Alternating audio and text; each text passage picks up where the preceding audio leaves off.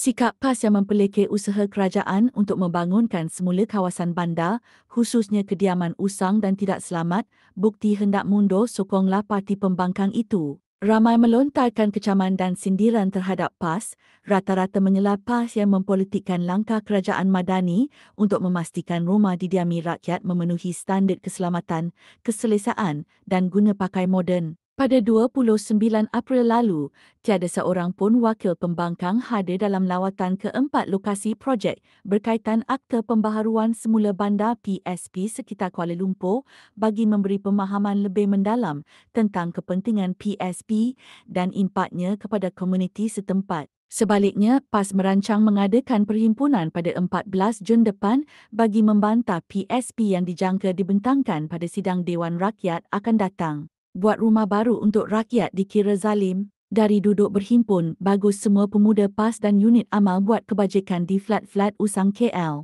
Melawat flat Daif tak mahu, tapi melawat Sungai Taik Babi mau pula.